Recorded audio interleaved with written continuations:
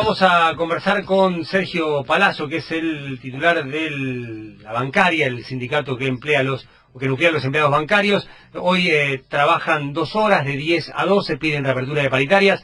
Palazzo, buen día. Juan Pablo Barquillo, ¿cómo le va? ¿Qué tal, Juan Pablo? Buen día. Muy bien.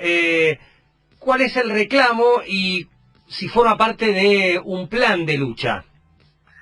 Sí, nosotros estamos reclamando reapertura de paritaria, la derogación del impuesto a la ganancia, que el presidente de la Nación cumpla su promesa electoral y que nuestra actividad afecta casi a la totalidad de los trabajadores bancarios, y obviamente también en defensa de los puestos de trabajo ante un avance de un sistema de desregulación que se está implementando en el sistema financiero, en donde vemos peligrar a futuro algunos puestos de trabajo. Esto es parte de un plan de lucha que arrancó el 22 de septiembre con una marcha nacional, y se han venido desarrollando asambleas cada vez más intensas con cese de actividades, y que hoy están martes y miércoles con 3 horas de atención al público, y estamos anunciando un paro nacional para el día 28 si no se reabren las paritarias. Nosotros la reapertura no la pedimos porque a tontas, a ciegas, la pedimos porque lo establece nuestro acuerdo salarial, que en su punto 16 estableció que si había variación en la economía donde la inflación superara el acuerdo salarial, cualquiera de las partes podía pedir la reapertura de paritaria. Eso es lo que estamos reclamando,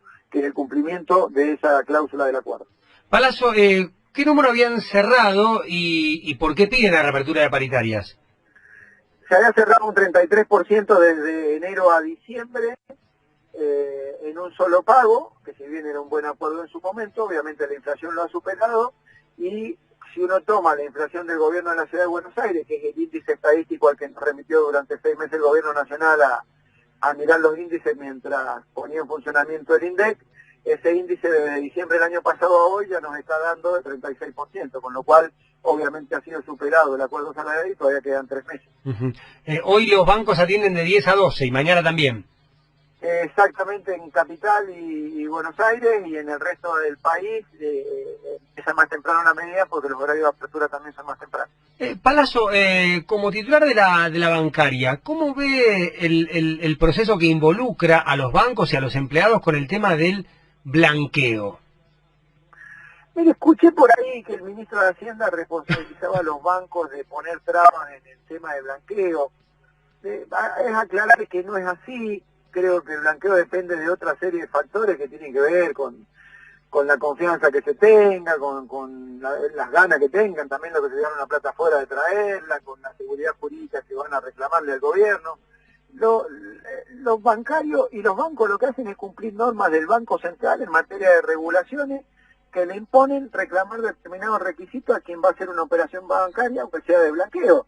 Y por ahí esto quizá el ministro lo ha tomado como un entorpecimiento de la situación del blanqueo. Creo que esa es la respuesta, y en cuanto al movimiento que ha habido es como los créditos de Nubi, muchas consultas, pero hasta ahora efectivamente no se ve mucho movimiento en las cuentas que haya ingresado dinero.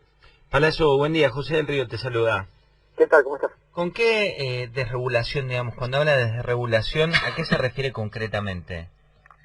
Algunas cosas desregula el Banco Central que nos van a traer problemas de empleo, y en otras no regula del modo adecuado para que no haya problemas. Les explico cuáles las dos. Por un lado, hay una serie de resoluciones que ha sacado el Banco Central donde tiende a tercerizar diversos servicios del sistema financiero que van a impactar en el empleo de los trabajadores bancarios. Por ejemplo, ha sacado una norma inclusive diciendo que los cajeros automáticos pueden ser repuestos el dinero por personal no bancario, si hay una tarea específica que tiene que ver con el manejo del dinero. Esto significa que son trabajadores de otra actividad, un compañero laburante de una estación de servicio donde hay un cajero automático, lo puede recambiar él, por ejemplo, el cajero automático ahora. Hay otro tipo de medidas que están en estudio del Banco Central, por ejemplo, abrir bocas de expendio para todo tipo de operaciones. Han avanzado nada más que con adelanto. Ahora para todo tipo de operaciones que puedan realizarla en bocas de expendio de supermercados y farmacias. Esto también significa pérdida de puesto de trabajo, significa falta de control y hasta en algunos casos facilitación de lavado de dinero, porque un compañero que trabaja en otra actividad no tiene el pleno conocimiento de las resoluciones del Central en materia de lavado de dinero. Y hay operaciones que no regula y que le ocasionan un problema al sistema, y seguramente si sigue creciendo el volumen le va a ocasionar problemas a la gente también el día de mañana. ¿Cuáles son las operaciones que se están haciendo vía internet en donde hay grupos de personas que prestan dinero y grupos de personas que lo necesitan y lo toman sin intermediación del Banco Central en ese tipo de operaciones financieras, que algún día va a traer algún problema, claramente, y que por ahora el problema es que son empresas fantasma o grupos inversores fantasma que prestan plata y que no tienen regulaciones por parte del Banco Central en materia de encaje, de seguridad, de lavado de dinero, que las entidades financieras donde trabajan los bancarios sí la tienen un costo operativo, con lo cual tienen un costo mayor del dinero. También esto nos ocasiona problemas seguramente en pérdida de puestos de trabajo. Estamos conversando con Sergio Palazzo, titular de la sección bancaria. Algunas medidas son beneficiadas o beneficiarias para el usuario. El usuario, sí, quería encontrar la palabra exacta. ¿Y cómo concilia eso entre lo que puede ser perjudicial para su gremio, pero beneficiado para el usuario? En este caso habría que discutir que eliminando la tercerización, vos me hablás específicamente de lo que significa la sistematización. Exacto. Bueno, esto evidentemente hay un avance en materia tecnológica en el sistema financiero y en la mayoría de las actividades económicas del mundo. Uno, contra el avance tecnológico, lo que puede hacer es tomar determinados recaudos para que no haya un impacto en el empleo, pero es un avance, sería estúpido negarlo. Lo que hay que hacer es terminar con la tercerización en el sistema financiero, cosa que los trabajadores que tengan menor volumen de trabajo por la sistematización y los avances tecnológicos no pierdan su empleo y lo puedan preservar a través de trabajo bancario que se lo terminan derivando a empresas tercerizadas. Esta puede ser una salida. La otra es discutir que hay trabajo bancario sobreexplotado, entre comillas, porque un trabajador que tiene una jornada de trabajo se tiene que quedar todos los días 0 horas extra dentro de la entidad financiera porque no le alcanza la cantidad de horas de trabajo para terminar su tarea. Bueno, ojalá sirva para mejorar la calidad de vida de trabajadores y no para que haya trabajadores sobreexplotados a cambio de una tecnología que le va a facilitar un mayor nivel de rentabilidad a las empresas y no mejora en las condiciones de trabajo. Esta puede ser otra alternativa para salir de esa encerrona. Pero lo que sí hay que tener mucho cuidado es porque yo los veo muy entusiasmados, sobre todo cuando la gente me hace preguntas en algún medio, de que está bárbaro esto de mandar un cheque por la fotocopia, por el teléfono. El día que les empiecen a encontrar la vuelta a la firma, después no tenés nada que quejarte, porque si no tenés el cheque declarado, el día que alguien te fabrique una firma y por vía del teléfono te lo manden y te paguen un cheque, ese día va a ser cuando empiecen los problemas también, y esas cosas pasan en informática. Los mayores delitos en el sistema financiero vienen por la inseguridad informática, no vienen porque roben en una caja como lo hacen tradicionalmente y entran con un revólver. Tienen como consecuencia el tema de la falta de seguridad informática.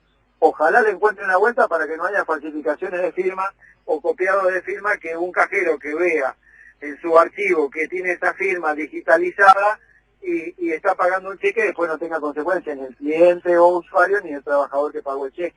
Palazzo, ¿y cómo evalúa que esto funciona ya a nivel internacional? Digo, en la mayoría de los países este tipo de tecnologías ya está implementada. Sí, en algunos países funciona y funciona, como te decía recién, con problemas de seguridad informática. Hay que ver cómo funciona en la Argentina. Además, el negocio financiero en la Argentina es distinto a otros lugares del mundo porque tiene un muy alto componente de pago de servicios sociales como pueden ser jubilados, y la mayoría de los jubilados todos sabemos que en el 80% no hacen operaciones vía transacciones electrónicas, sino que las hacen en la caja o las hacen con atención de personal bancario. Creo que va a tener un impacto en el tiempo que le va a llevar mucho más tiempo que lo avanzado que puede estar en otros países la implementación de los sistemas electrónicos en Argentina. Palazzo, la última pregunta. Usted fue muy crítico de la composición de la CGT, del proceso de cómo se eligieron las autoridades. Había sido crítico con Axel Kicillof cuando gobernaba Cristina, incluso dijo Kicillof es un gorila, cuando se refirió al porcentaje de que el 10% solamente pagaba ganancias. Actitud de gorila. Actitud de gorila, sí, con Diego Seyman en La Nación. Palazzo, ¿cómo ve el actual comportamiento del sindicalismo frente al paro no paro, la relación con el gobierno? ¿Está de acuerdo? Me interesa su mirada. No acuerdo con la posición que tiene la CGT, la he hecho pública hace tiempo y esa fue una de las diferencias por las cuales no acepté cargo en el Congreso de la CGT. Yo creo que la CGT debería haber implementado alguna medida de fuerza ya hace rato, particularmente cuando el gobierno el presidente decidió vetar la ley antidespido, y hoy resulta que reconoce el gobierno que en su gestión se han caído más de 120.000 empleos. si no se hubiera vetado esa ley antidespido, seguramente muchos de ese ejército desocupado hoy tendrían su empleo. No acuerdo con el rumbo que ha tomado la CGT, creo que tendría que haber un paro nacional en este sentido, y para eso fueron mandatados en el confederal que hizo la CGT. Ahí se los mandató, no para hablar simplemente de un bono, se habló de la recomposición del salario que caía a mano de la inflación, y se habló mucho de la pérdida de puestos de trabajo, entre otras cosas, a mano de una apertura de la importación casi indiscriminada como se estaba llevando a cabo. Así que no acuerdo con el rumbo que han tomado, y creo que tendría que haber un paro nacional donde estén todas las centrales de los trabajadores, porque tampoco sirve hacerla dividido, ¿no? Palazzo, le agradezco mucho la comunicación, que tenga buen día.